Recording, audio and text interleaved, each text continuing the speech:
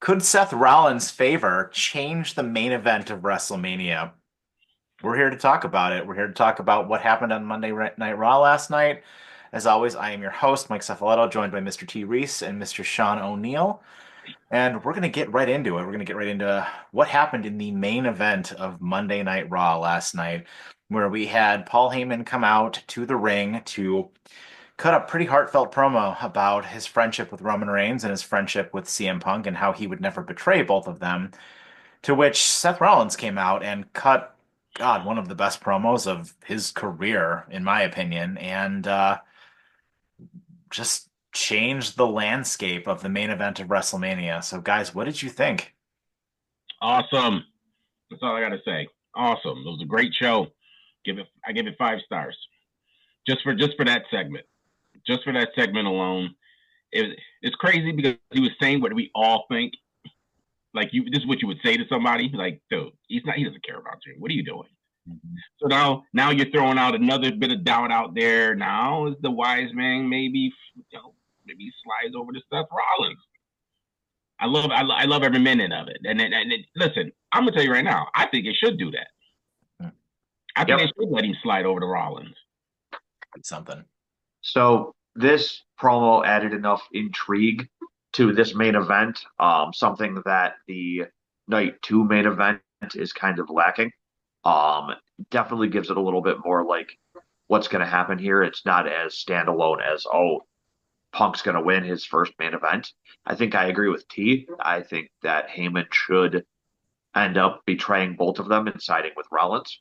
I think that's best for all of them. Mm-hmm. Plus, I think like the antagonism by Rollins with the slapping of Heyman to goad Punk to come out. That was so. And when Punk did come out, the the brawl that they had, Well, it not to cut you showcased. on, he didn't just do that to draw Punk.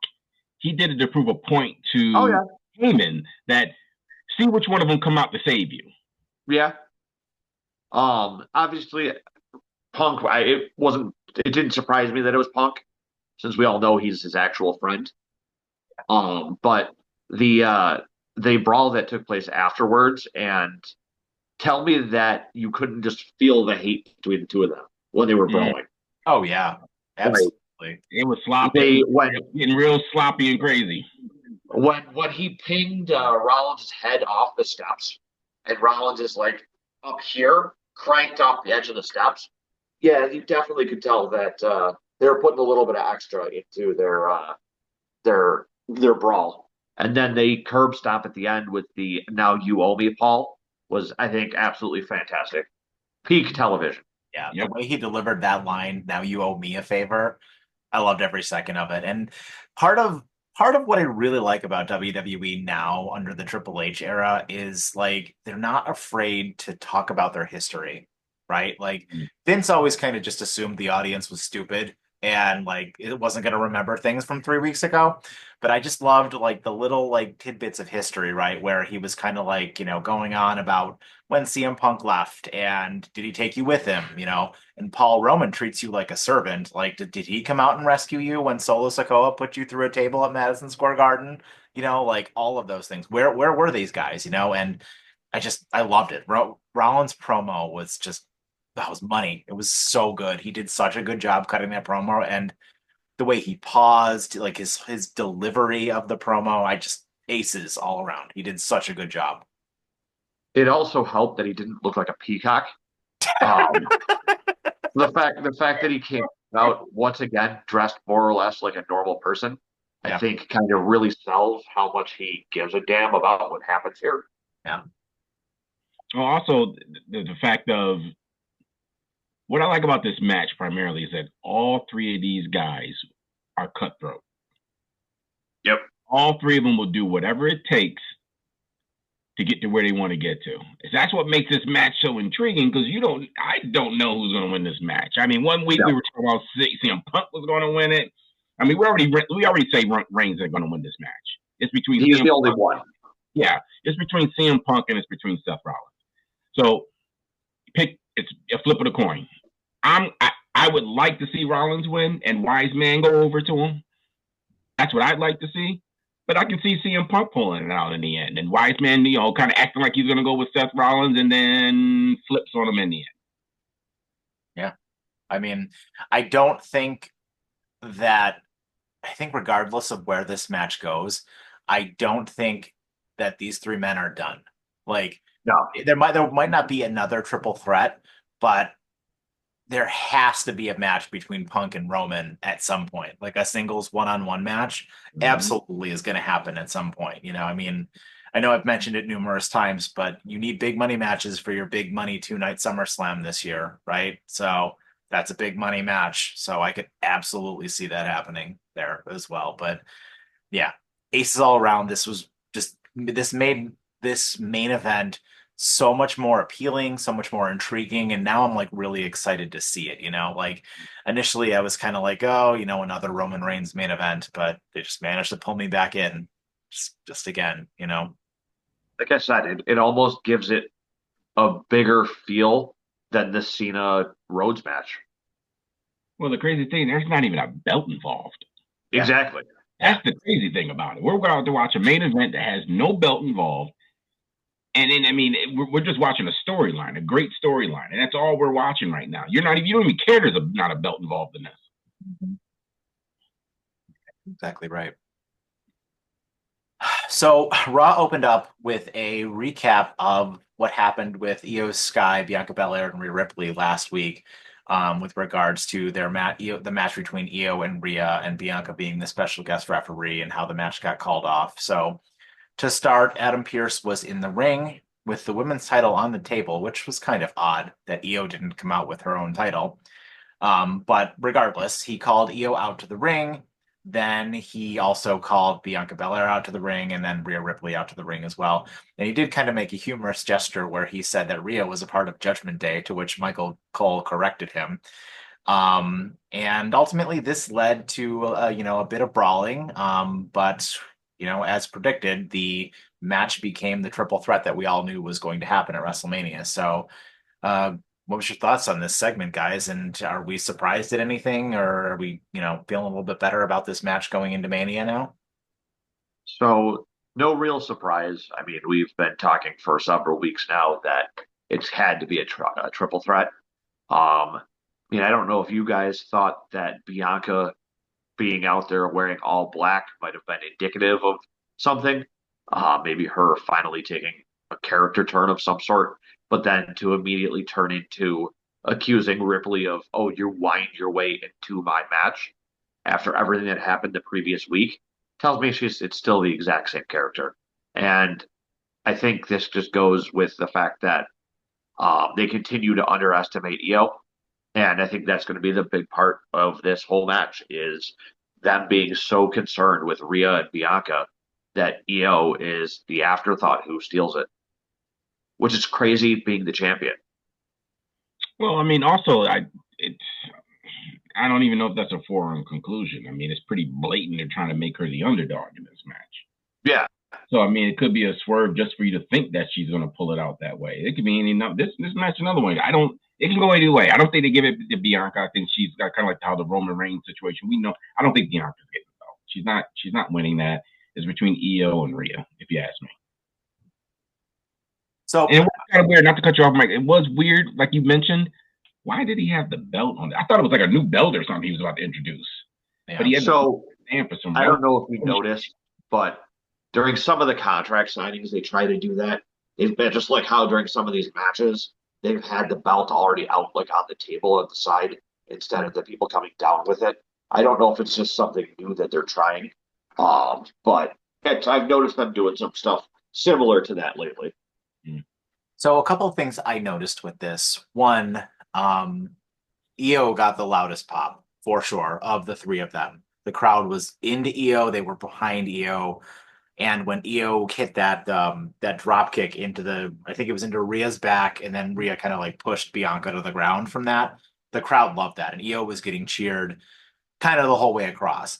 And I noticed right away when Bianca came in, like when Bianca's music hit, they were booing, and they were Mhm. booing hard. And I don't know if the microphones got cut off or what happened, but the crowd was not happy with Bianca Belair at all, and she got booed. And I know that we're not we're not here to like to gloat or say that we told you so, but I mean, like, I just I really am just starting to think that like, what we were saying before is holding a little bit of weight where I just don't know if she, you know, the story doesn't make sense for her to be here, I think. But to play devil's advocate to my own point, Bianca Belair does have that WrestleMania win streak that she's got going that they seem to be really high on. So my only hesitation with Bianca losing is that she's got that streak that they've made mention of numerous times on television. So I'm wondering if that's going to be the thing that puts her over the edge. I don't know, but there's certainly a lot more going into this match, and I think well, I didn't love the segment. It certainly helped it along a little bit more. What honestly, do streaks even matter anymore? Not really. So like I get it. You have her. WWE is doing everything in their power to get her over, but it's not going to change the fact that the wrestling fandom can't stand her. Yeah, and I mean, to your point about streaks, I mean, you had the Roman Reigns. I mean, but prior to that, you had the Undertaker. I mean, you have a lot of streaks that have already been done.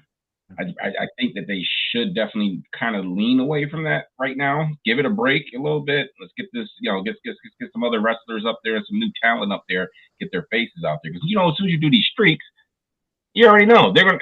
You know the streak. You know they're gonna win every match, and you know what they're trying to obtain. I think they should lay off it for a little bit. But I will say, the kick by Io. I don't know if you noticed it. She hit Rhea really tough right in the back, and Rhea hit her face on Bianca's shoulder, like full on. And I was like, oh, I hope her nose ain't broke. I mean, they got a match coming up in a couple of weeks, but she came out of it. But I'm either way. I'm fine with it as long as Bianca doesn't get the belt. This gives them an opportunity to do something with Bianca.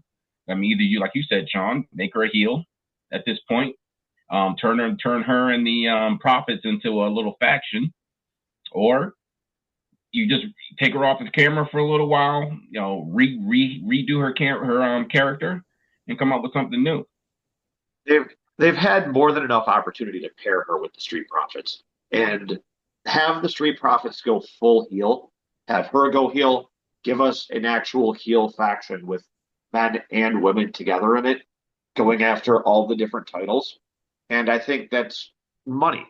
And I mean, the WWE should see that as money too, but they're so set in their ways with certain characters that I don't know that they will. Which is bizarre too, right? Because like on their own, like I think of the Judgment Day as an example, right? Like I think on their own, I don't think any of them would have made it. But then you put Rhea and it was initially what? Rhea, Damian Maybe Priest, Priest and and Edge. Edge, and then Finn Balor shortly after that, right? Like, I mean, when it was those three initially, like that was direction for those characters, you know what I mean? And then, you bring in Dom, you bring in Carlito, who I mean, after later on in the show, we'll talk about Carlito. And you bring in JD McDonough, and then you get Liv and Raquel in there, and you do like it's the Judgment Day thing has been one of the focal points for Monday Night Raw for the last couple of years now, Yep. and I don't think any one of those guys would have gotten over on their own. You know what I mean? Like they wouldn't have, they're selling merchandise like crazy, and I think factions, just to your point, Reese, like your factions make so much sense, and who's buying Bianca Belair merchandise right now other than like little girls? You know what I mean? You turn her heel though, and you turn the Profits heel, you make them cool. And like people are into that, like people like it's very hard to have like a white meat baby face that like people just want to get behind. I mean, other than Cody, which I mean, Cody, I love Cody. He's one of my favorite wrestlers of all time. But I mean, Cody's an anomaly, right? Because Yep. that kind of white meat baby face just does not, it doesn't last forever, like it doesn't, it's not like a permanent thing. So yeah, to your point, Sean, character refresh would be ideal for her.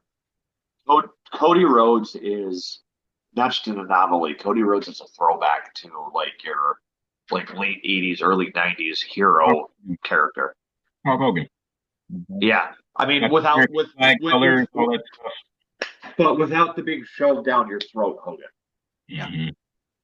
Because Hogan back then was they were jamming him everywhere. He was in movies. He was in literally everything. I mean, what was the one where the babysitter one? Oh, what was the name of that movie? Or Suburban Commando. That's Suburban Commando. But like that's so Cody is a throwback to that kind of character, but without the oversaturation, which helps because I think the oversaturation is part of what killed Hogan too. Besides Hogan being a scumbag. I was more partial to Thunder Lips, but you know. The Rocky movie. Yeah. Was that Rocky 2 or was that Rocky 1? Rocky 3. That was Rocky 3. Yeah. But yeah, no, you're right. There's factions can do a lot for single characters. I mean, Damian Priest, I don't think would have been a world champion if he was by himself. Absolutely not. Dominic Mysterio, we wouldn't have gotten the awesomeness that is Dirty Dom without what they've done. It accentuated his whole heel turn against his father. Like for, was it like a year and a half? Dom was booed out of every building he was in. Yeah, like and now he was cheered. Yeah, and now people love him. Like it's incredible. You know, like the pop if he wins that title is going to be insane. Oh yeah, absolutely. Yeah, I'm looking forward to it. I really am. I mean, I agree with everything you guys are saying. I mean, she needs a. I mean, don't forget now, Becky Lynch had to do a whole character change just to get where she's at. Yeah, with the man. You know, she went from the whole steampunk thing to being what she is now, the man. Yeah, and that her. Yeah. So if you can change up characters, it actually helps them out. It actually gives them longevity in the company. If you can change up their characters, give them something fresh and new every so often. Like the Becky Lynch thing is perfect right now for her. Get off the camera for a while. You know, go do some other things. Let us forget about you for a little bit and let some other people get some shine. And then you come back and you remind us all why you're so great. Yeah. And you're right. And well, I'm sure Becky's going to come back eventually. And when she does, the pop is going to be insane. Mm-hmm. I mean, she's already under contract. They just don't have anything for her with her off doing everything. Yeah. I mean, they're going to wait. They're going to save it for when it's actually needed. It's not needed right now. No. But so speaking of the dirty one, there was a segment recap of the match between Penta and Braun versus Finn and Dom from last week. And it showed kind of everything that happened at the end of that match last week, which led to Penta, Braun, Finn, and the Dirty One having a match made official for WrestleMania. And then, Judgment Day kind of talked about it backstage and sort of alluded to some tension between Finn and Dom. So kind of a lot to unpack there. What did you guys think of all of that? I know we kind of talked about it a little bit, but the greatest spear I've ever seen in my life. The greatest. I mean, he speared the hell out of Carlito. I thought he was hurt the way he came flying off of him like that. But that was fun. That was fun. I had a good time watching that. Oh, the match itself you're talking about, not the backstage segment. Yeah. Yeah, we can kind of touch on that now. Yeah, they a little bit towards the end of the show, they did have a match between Penta and Dom, and Penta obviously won the match, but there was a whole bunch of fun stuff at the end of that match. So, I mean, this tension between Finn and Dom has been brewing for a while now. Basically, as Finn has turned into everything that he accused Damian Priest of doing. I think that's the biggest callback to this is literally everything Balor has done is the things that he accused Priest of doing that he never did. And Dom has quietly taken over like that semi leadership role without wanting the credit for it. So like the qualities of a true leader. And I don't know if Liv and her backstage machinations were trying to do that or if there's like a bigger plan as far as that goes. And I guess my other point is, how long is Carlito still going to be around? Like, when's the last time he wrestled? Is he just there to take these massive spears from Braun? I got no problem with Carlito. I think I love the guy. He is the definition of cool. Yeah, I mean, anytime you get a faction, you gotta have somebody get some Lord levity with the team, and he Yeah. does all kinds of stupid stuff when you're not paying attention. He just comes out of the woodwork and says something stupid.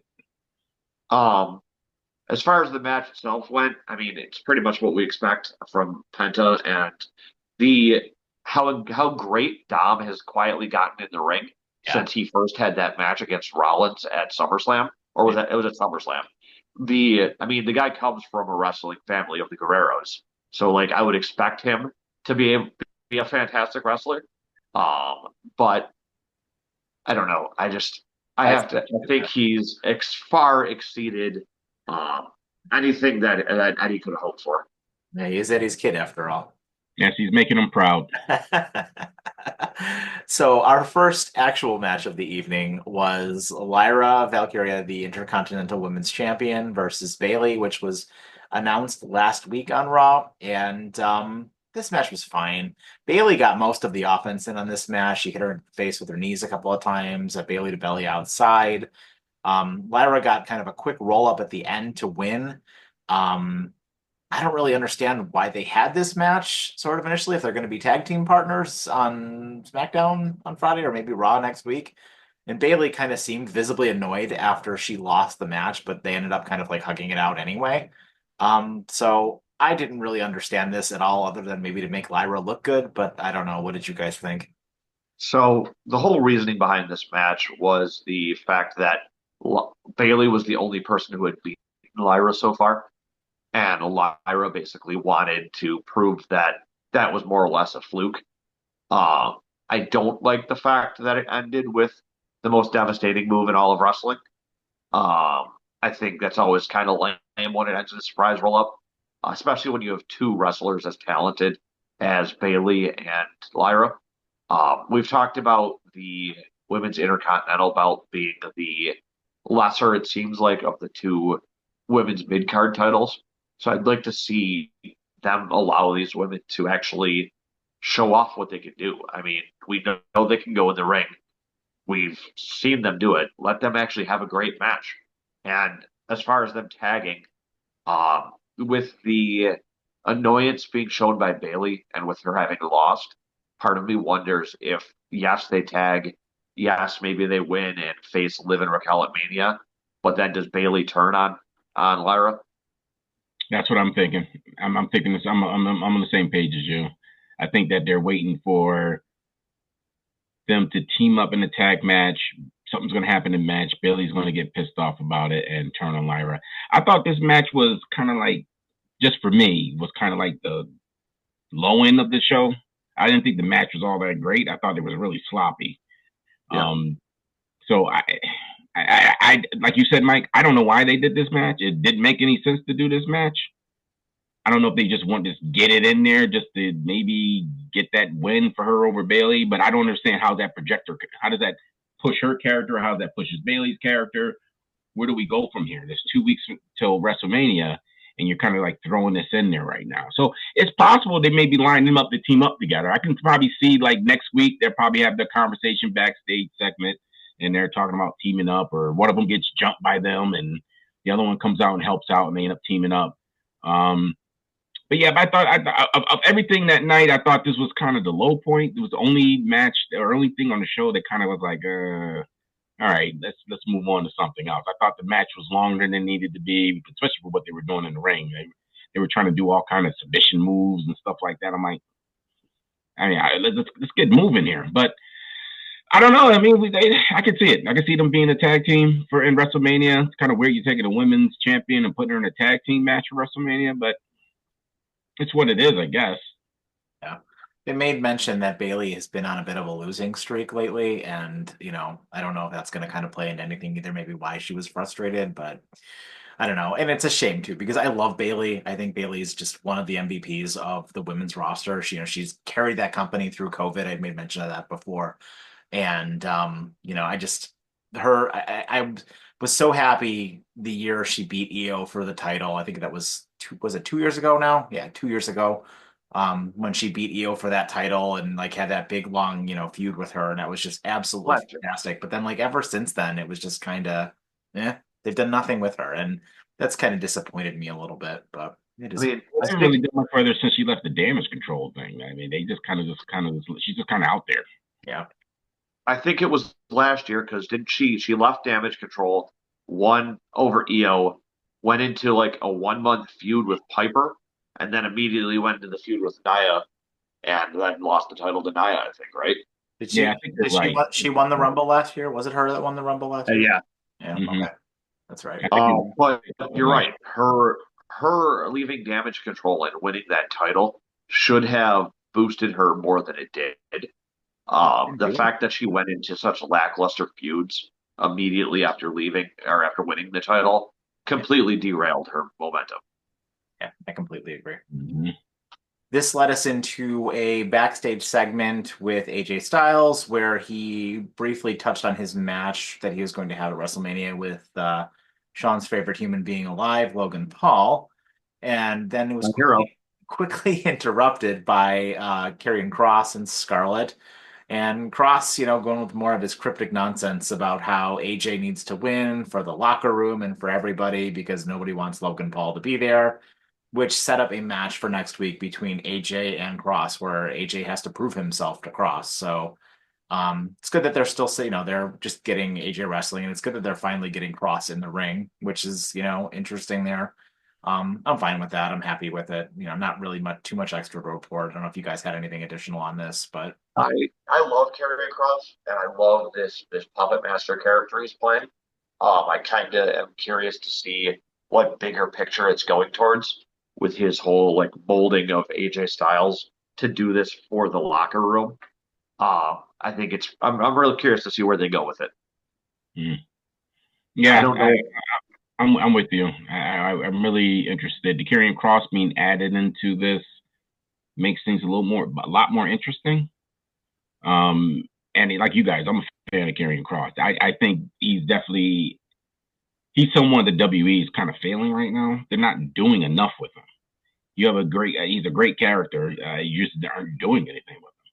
So I'm wondering maybe that's who Aleister Black kind of maybe lines up against when yeah. he returns. I can probably see that. And he's been on both shows, so it's certainly Mm-hmm. possible. Yep. This led us into the greatest wrestler of all time and American made versus the LWO, one El Grande Americano. And they had a hell of a match. Just high flying, shooting star presses off the top ropes. I mean, an incredible, an incredible ending sequence where El Grande kind of got some kind of like piece of metal or something like that from Ivy Nile and slipped it into his mask like really unconvincingly, and then did a flying headbutt off the top rope to Dragon Lee for the win. But the match itself was outstanding, and it did set up later on in the show a official WrestleMania match between Rey Mysterio and El Grande for WrestleMania, which to nobody's surprise. But what do we think, guys? So, couple things here. Minnesota had to be real disappointed that Chad Gable wasn't able to wrestle in front of his home state. I know that he was really happy to let El Grande take his spot. Um, I don't know why you're here accusing him of trying to put things in his mask when all he was doing was proving that American-made steel is the strongest steel in the world. I like that.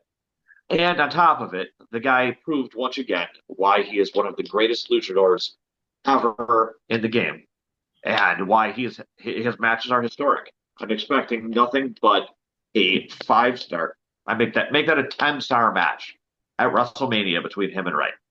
Fantastic. I bet the house on it. Well, I can't wait until the Hall of Fame induction when he gets put in, because he is going to get a ring. This guy, right off the muscle, he's going to be the headliner. He's going to be the only one that year, right? The entire 4-hour show is going to be strictly about him. Well, guy has enough highlights. I mean, he's faced all the stars. I mean, do you remember when he faced Hogan in '88? Hey, and I love the fact that I mean, we might be jumping ahead here a little bit, but there was a little caveat when Ray went to go ask for a match against him, and he's kind of playing what they were saying on the internet. him embarrassing luchadors and Yep. he's embarrassing Mexicans and all this other stuff. So they kind of, like we said, I told y'all, internet trolls they help you. They literally help the WWE, they help wrestling storyline. And Yeah. you can play off of those feelings that they're saying on the internet. And they're doing it perfect with this. Yeah. Well, honestly, the luchadors should be embarrassed that they're not up to the quality of El Grande Americano. Yeah. Completely agree. Gracias. Absolutely outstanding. I will I love every real quick too. I will say Dragon Lee sold that headbutt like a champ. Oh yeah. Looking like he was laying there, like he was laying there dead in the ring. I gotta give him credit for that. He sold that like nobody else. They should have drew a chalk outline right around him. Yeah. This led to an announcement that Pat McAfee is going to do his show in Las Vegas on Friday as kind of like a pre-WrestleMania show, and then on Monday as a post-WrestleMania show. Unconfirmed who the guests are going to be on that show, but it sounded like they've got some pretty big names lined up for that. Then it led to our next recap segment of what happened between Jimmy Uso and Jey Uso and Gunther from last week. Just kind of all the highlights of the bloody segment that was, which led to Gunther coming out to the ring. Didn't even get to say a word, and Jey immediately came out. He came in through the crowd, but he was not in a eating mood this time at all. He was very, very somber and very just matter of fact, and came right to the ring. And I gotta say, he delivered one of the best promos of Jey Uso's career. This heartfelt promo about talking to his mom, about how his brother was laid up in a hospital bed with 14 or 16 stitches, and how he's afraid of Gunther and how he's gonna, he's gonna have to bring, the real Jey Uso to beat him. And I loved it. I loved that, like, finally they did something that this feud has so desperately needed to make it better. Oh, throw all the eating crap out the window. This was Jay's Stone Cold moment. This promo was exactly what Jay needed to switch gears and not a complete character shift, but move into more of a serious character for him. And I absolutely loved his closing line of needing to pray not just for Gunther, for what he's for what he's going to do to Gunther, for what he's going to become when he does that. And this promo, like you said, is probably the best promo that Jay has ever had. I think that it took this feud to a whole other level. That beatdown last week was the start of it. This promo just one up that. Absolutely. I mean, you kind of felt him in the ring for a little while there too. I mean, he was talking about his mother seeing him laying up in the hospital and all that other stuff. You're right. That was his best promo he's probably ever done. If he can just propel him, because there's still 2 weeks left. I don't know how you're going to top that. I was waiting for him to super kick him. I thought he was going to do something trying to super kick him and then walk out the ring. But it didn't really. It'd have been great if he did that. But I mean, just him talking alone, which I've never been, captivated by him talking until yesterday. And then you can see him face the whole 9 yards. I'm kind of glad he didn't kick him. I think that doing it all through the words instead of the actions, I think honestly made it more meaningful. Well, yeah, and also it's going to get you clamoring that, dude, they haven't touched each other right now in a few weeks. Let's see how this match goes. We've got one more Raw, right? Yeah. Yeah, so they get physical next week. They have to. Mm-hmm. I got to be honest with you, like a little bit of fantasy booking here. You know what I want is I want a video segment of Jay at the hospital with Jimmy and Gunther in the ring by himself. Just like, I don't even know what to do. Like one of those kind of segments where Gunther's just by himself. I don't need them to get physical. And frankly, I think it would be incredible if if Jimmy came out to the ring with Jay. Either the beginning or at the end, or was like just in the front row in like a wheelchair or something. Like, sell the shit out of it, show the stitches on his face. Like, Great Mama Uso. Yeah, it's gonna need, like, adding that extra emotion to Rikishi. this match, yeah, Yeah, it's Rikishi. 100% the way to go. I can see Rikishi. You know what? You're right. That'd be pretty sweet if Rikishi came out and kind of helped him out in the match. Or have Rikishi come out next week and have Gunther take Rikishi out too. Mm. Oh, that'd be interesting. But I don't know. Rikishi's a little old right now to be taking bumps. Doesn't I mean think. Gunther couldn't choke him out. Yeah, he could definitely do that. Like any one of those are fine. You can go with any one of those, and I'll be perfectly fine with the outcome.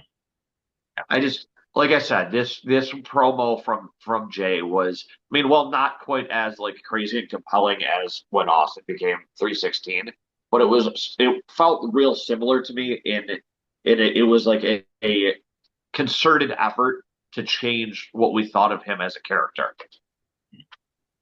Yeah.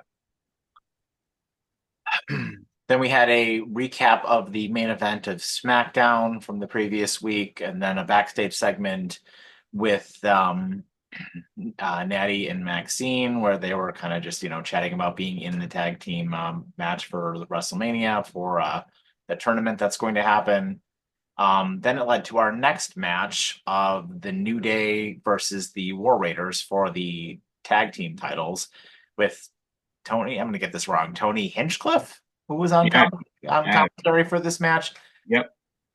This match was like all over the place. There was tons of interference, ref bumps, chairs, all over the place. I don't know. Why don't you guys speak to this one a little bit more, because this was like all over the place. I had no idea what was going on. Zero idea what was going on in that match. I didn't know why they even did the DQ. Like they purposely DQ'd themselves in that match to not win the belt. So that didn't make any sense. It was definitely a confusing match. Wasn't the greatest match I've ever seen. I put it up a little bit above the Bailey match, but this was definitely one of the the not so bright moments of the show. It felt like, for the fact that they were pushing for being, oh, we're this great tag team, we deserve our title back. The match itself felt kind of nonsensical. Like I get that you're a heel team and you're gonna try to cheat to win, but you're cheating in an Eddie Guerrero-esque way, where yeah, you get the win, but you don't have the title. Like, Mm-hmm. what? It makes no sense. Why are you doing this when you're not going to get to the goal at the end of the road? Mm-hmm. And I mean, both of these teams are too good to have such a nonsense ending. Yeah, I didn't understand it at all. I was completely confused about what was going on in that match. It didn't make any sense. But I will say this: Tony Hitchcock had me cracking up talking about Cole.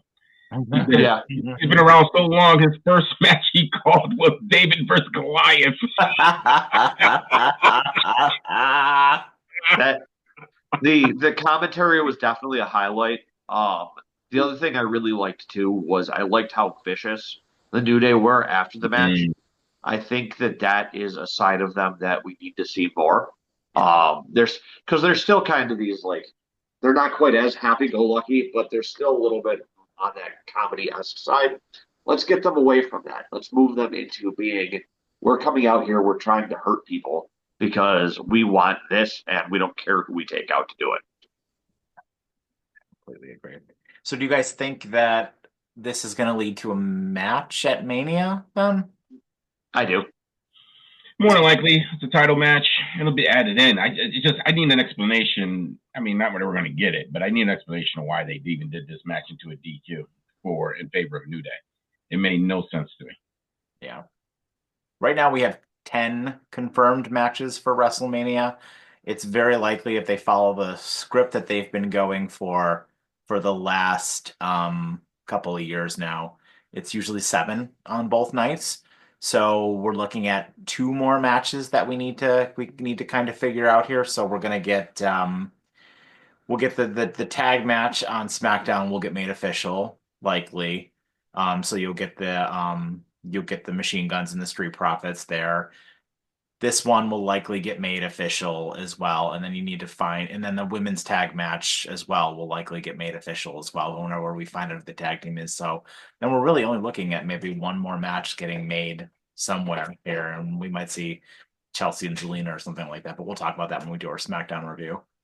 And don't forget, every WrestleMania has their celebrity segment. True. True. And Yeah. I do also want to comment. Speaking of celebrities, how goofy the Devil May Cry dude looked in the front row. I'm sitting there, I'm looking like, why is he, what are we doing? Like, I mean, Adi Shankar is a weird dude anyway. I mean, I'm not going to complain. The guy produces some like absolutely incredible shows, but the guy is like the definition of try hard high schooler. Yeah. Oh, yeah. Yeah, absolutely. So then this led us to great video package for Cody talking about how he's the quarterback and, just showing it's all, just the quick highlights, the pec injury, the win from last year at WrestleMania, and just all of Cody's, big highlight return since he came in. And it was kind of, a quick voiceover, a couple of segments with, a couple of shots of him and Dusty together. And I thought this was great. I thought this was very well done. And I mean, to no surprise, WWE's video department is outstanding, and they always make these video packages look like money. So this was, aces all the way. Mm-hmm. One of the best vignettes I think I've ever seen. Really, Yeah, really, they did that well. yeah, really good job. I really wish Dusty were still around. Yeah, American Dream, baby. Yeah, would have been so awesome that. Yeah, that moment last year when he gave the title to his mom, like I still get choked up thinking about that. If only Dusty were there for that, that would have been something. Yeah. Yeah. And we kind of already touched on it, but we'll just go over it again quickly. Then obviously this led to the last match of the evening of Penta versus the Dirty One. Penta obviously won the match. And as you guys mentioned, Dom is looking a lot better in the ring. And then there were a ton of sort of shenanigans afterwards where all four men were eventually in the ring. Breaker came out and delivered the world's best spear to Carlito. And at the end of it, there, Finn came into the ring, Breaker was in the ring, and they all kind of just, beat the piss out of one another to, just kind of accentuate the fatal four-way that we're going to have for the Intercontinental Championship at WrestleMania. That's going to be the sleeper of the night. Fantastic match. It's going to be the best match. Yeah, we were chatting back and forth during that. I think we all said that this is going to end up, in my opinion, might be the match of both nights. Your boy, yeah. I mean, listen, I'll be honest with you. What they're doing with Braun is just perfect. I mean, the guy, he's still being put in these storylines where he's not like the focal point, but he's part of it. But at the same time, he just looks so damn unstoppable. I mean, he's getting off every move possible on everybody, and he looks explosive. I mean, that spear was unbelievable. I've never seen someone leap that far and that high on a spear against somebody. And Carlito, listen, I know you guys don't like Carlito, but he took it. He sold that like a champ. 2 more weeks of television time for taking that. Yeah, absolutely. Braun being the size that he is, to be that agile, no big man should be that agile as well. And his skill set is just above and beyond. Like, imagine if his father could have been that agile. If we would have had a Scott, or is it Rick? Rick's his dad, right? Rick's father. Yeah. Okay, so I mean, let's go with his uncle. Imagine if Scott would have been that agile. Think about the insanity of that. Yeah, big pop. Go ahead. Well, he was his father was. Listen, Scott Steiner was very agile too. Yeah. And he used to do Frankensteiner. He used to do all kinds of crazy stuff with it. He was muscle bound and was still able to do that stuff. But I think Braun puts them both to shame. Oh yeah, he's a younger, stronger, faster version. Yeah, I mean, it was a different era, right? Like those guys were roided out of their minds too. Like completely different build. Completely different era. Like it wasn't about speed and finesse, like it is now. It was about power and how big you are. Different era. But I agree with you. Eddie. He's one of my favorites too. Scott Steiner, I don't care how crazy he was, but he was one of my favorites. Yeah, absolutely. Some Steiner math. So then it took us into the main event, which we discussed at the top of the show. So So that was Raw. I mean, getting there, guys. WrestleMania is 11 days away at this point. So how are we feeling? This might have been the best Um, Raw in the last couple of months. yeah, I agree. It's definitely, I finally feel like the road to WrestleMania has started to hit its acceleration phase. And I mean, yeah, it's cutting a little bit close, but at least it's left us with a little bit of time to finally hit that nice coast into a strong mania, hopefully. So that's our show, guys. Thanks so much for joining us for our weekly Monday Night Raw podcast. As always, hit that like and subscribe and enable notifications to, make sure you're always ready for the next video that comes out. And look for a ton of content from us, guys, for WrestleMania. Our predictions are going to come out next week. We're going to do a review for SmackDown. We'll have another list for you this week and a bunch of fun stuff as we get ready for WrestleMania in 11 days. Thanks, guys.